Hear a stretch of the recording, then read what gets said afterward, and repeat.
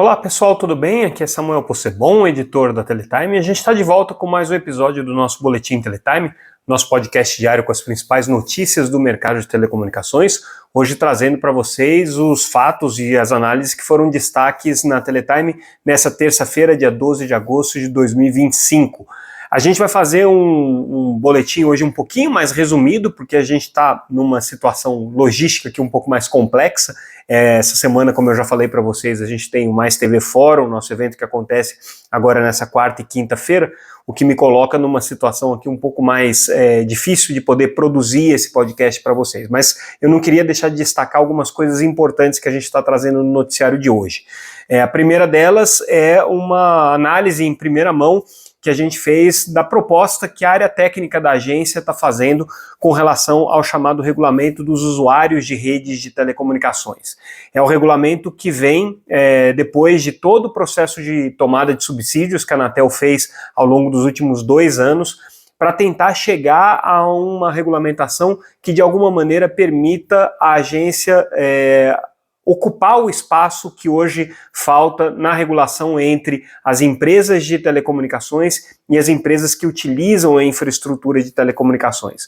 A gente já tem falado sobre esse tema há muito tempo, era a proposta de regulamento que supostamente discutiria a questão do fair share ou do estabelecimento de uma eventual cobrança de uso de rede pelas empresas de telecomunicações a partir do uso feito pelas empresas de internet. O que esse regulamento traz na análise que a gente conseguiu fazer dessa minuta é que não tem absolutamente nada de fair share, nem de cobrança de uso de redes, nem mesmo de obrigações por parte das empresas de internet de investirem na ampliação ou na manutenção das redes de telecomunicações.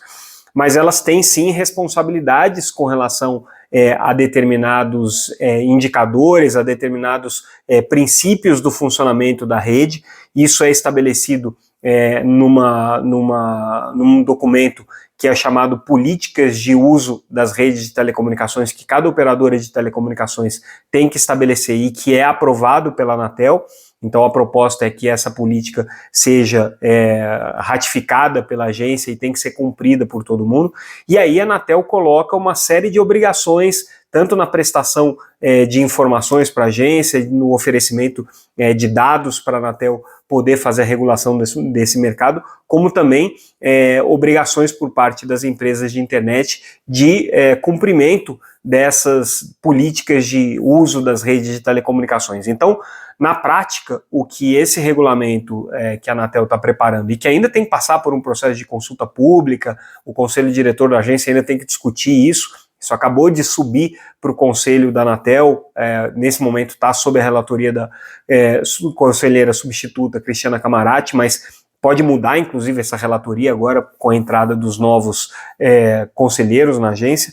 Então, basicamente o que esse regulamento faz é ampliar o escopo de atuação da agência para as empresas que são consideradas grandes usuárias das redes de telecomunicações, que são todas aquelas que têm mais de 5% de geração de tráfego em cima da rede.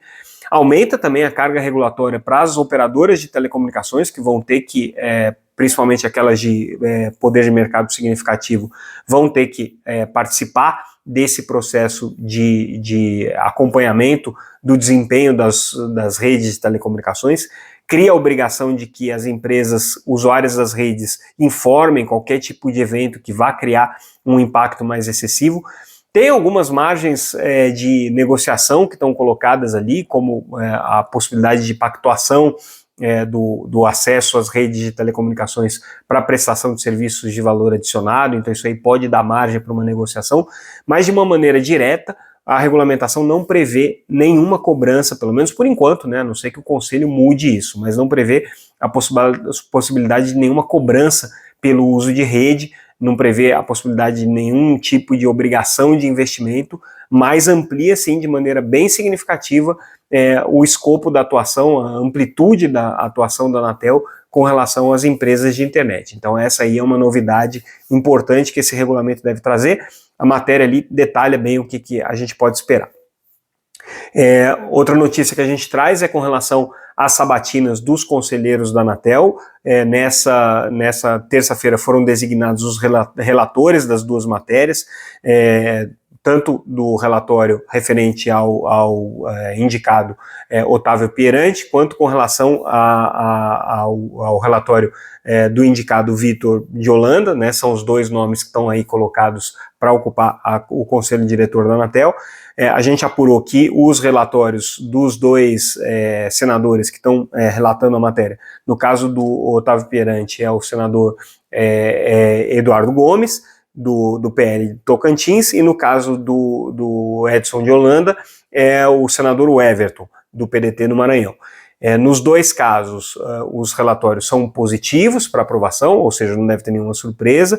Eles devem ser lidos agora nessa quarta-feira, e aí, com isso, passa a contar o prazo para a sabatina. Então, a expectativa, né, se não houver nenhum tipo de obstrução ali por parte dos partidos de oposição, o que tem acontecido com alguma frequência, é que essas sabatinas aconteçam na semana que vem, e aí fica a expectativa de quando é que vai ser dada a posse efetiva para esses novos conselheiros da Anatel, né? Mas ao que tudo indica, aí até o final de setembro a gente deve ter esse assunto pelo menos encaminhado e resolvido.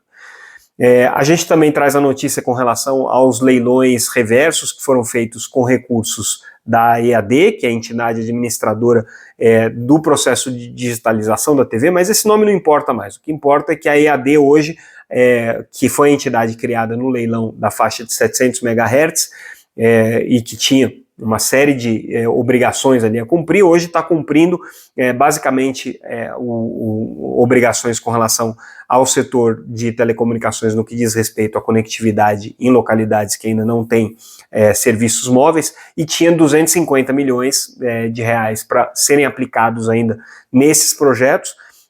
Foram concluídos então os leilões reversos para a utilização desses recursos, 250 milhões de reais, que agora vão servir para conectar uma quantidade de, eu vou já dizer para vocês o número de localidades, 110 localidades pré-determinadas em 18 estados da federação, né? Então esses recursos aqui, na verdade o leilão reverso hoje foi para 88,5 milhões de reais que servem para atender essas 110 localidades.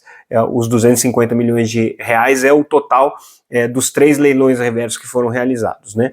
E aí a expectativa é que até o ano que vem todas essas rodadas aí que foram já contempladas com recursos, que perfazem 238 localidades, estejam então com os serviços de 4G ativados. São localidades remotas, são localidades em beira de rodovias, né, e localidades que não tinham, claro, né, nenhum tipo de acesso móvel. Então tudo isso já passa a ser contemplado. Do primeiro lote, que eram 59 localidades, 90% já estão com a infraestrutura instalada. No caso do segundo lote, 52% da estrutura já está instalada, e aí agora começa, claro, a terceira fase, né, das empresas que assumiram essa obrigação com o leilão reverso. O leilão reverso é uma modalidade em que a EAD, né, faz uma proposta financeira e aí ganha a empresa que aceitar fazer por menos, né? Então, com ágio aí, com desconto, que se transforma em mais projetos aí aprovados. Outra notícia que a gente traz é com relação aos números da Telebrás. Telebrás manteve prejuízo, continua tendo prejuízo, mas apesar disso teve um aumento de receita de 10% no segundo trimestre. Então, uma receita aqui de 110 milhões de reais no período que terminou em junho, agora um aumento de 10%, mas o prejuízo ainda de 46,44 milhões, que ainda assim, apesar de ser um prejuízo, é um número 22,7% menor do que o prejuízo que havia sido registrado no mesmo período do ano anterior.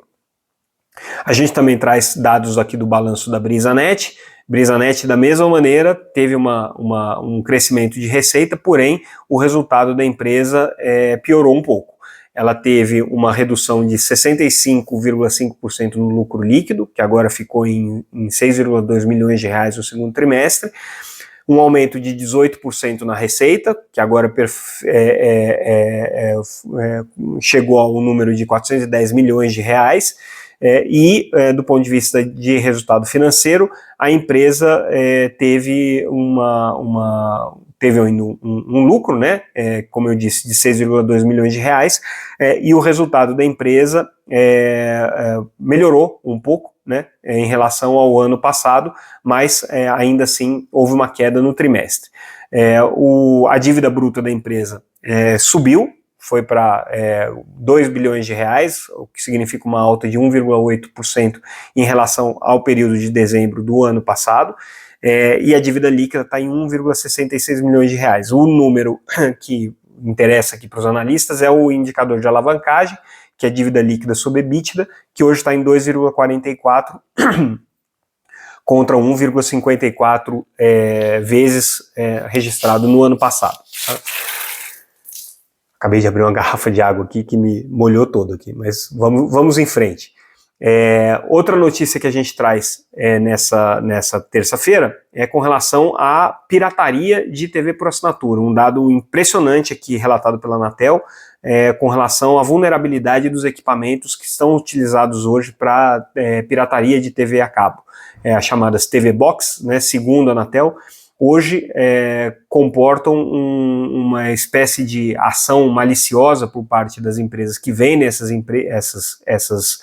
caixas, que instalam malware e softwares clandestinos, né, nesses equipamentos, que servem justamente para criar brechas aí de vulnerabilidade nas redes dos usuários. Então, o aplicativo Badbox 2.0, que é o principal aplicativo hoje de malware detectado pela Anatel, já infecta, segundo estimativas da agência, 1,5 milhão de caixas no Brasil, que significa aí quase 1/3 das infecções em todo o mundo, o que é um grande problema, porque isso significa que as caixas de TV por assinatura utilizadas por esses usuários, né, que acham que estão utilizando um serviço legítimo, mas não é um serviço pirata, elas na verdade estão servindo para o cometimento de outros crimes cibernéticos, e claro que os usuários que estão utilizando essas caixas são suscetíveis também a sanções legais, caso fique constatado aí que eles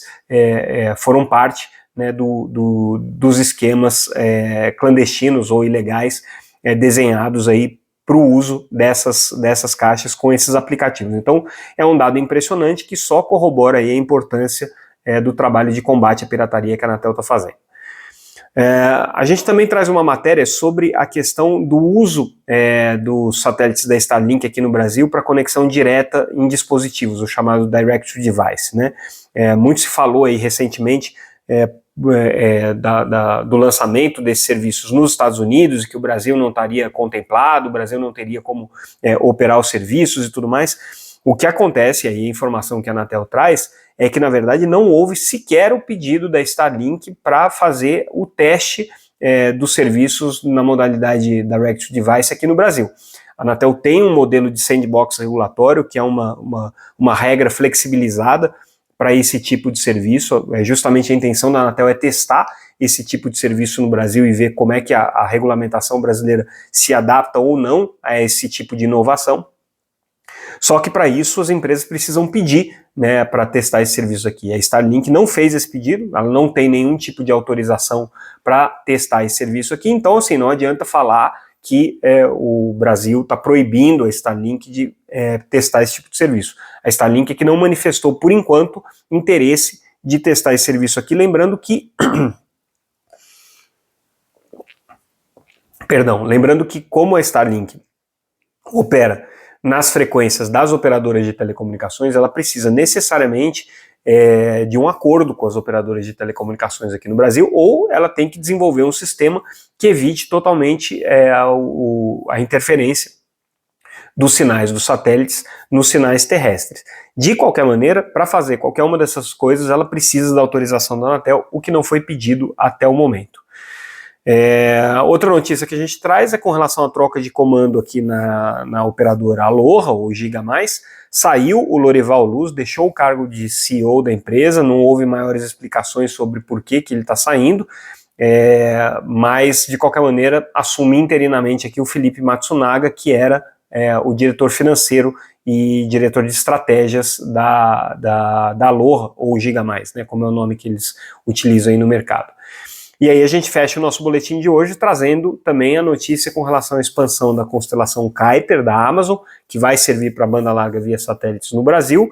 Eles chegaram agora com o mais recente lançamento que aconteceu essa semana, ao total de 100 satélites numa constelação de órbita baixa. Então agora, ao que tudo indica, o Kuiper, que vai ser o grande concorrente da Starlink, engrenou e já dentro do seu planejamento aqui já conseguiu colocar uma centena de satélites em órbita, né? A expectativa deles ainda é de lançamento só no ano que vem, os lançamentos comerciais. Eles já têm parcerias aqui no Brasil, por exemplo, com a Sky, para operar o serviço, mas comercialmente mesmo a gente só deve ver isso acontecendo a partir do ano que vem. Bom, pessoal, essas foram as notícias mais importantes do dia. Essa semana vai ser toda assim meio corrida, por conta do nosso evento Mais TV Fórum aqui em São Paulo. Peço desculpas por isso, mas claro que a gente vai manter vocês informados sempre daquilo que de mais importante acontece no mercado de telecom. Caso vocês queiram informações um pouco mais aprofundadas, entrem no nosso site www.teletime.com.br. Tudo que a gente comentou aqui está disponível lá para vocês na íntegra. Vocês ainda podem receber a newsletter diretamente no seu e-mail com essas e outras informações que a gente não detalhou por aqui. É isso, ficamos por aqui e amanhã a gente volta com mais um Boletim Teletime. Obrigado pela audiência, pessoal. Tchau, tchau.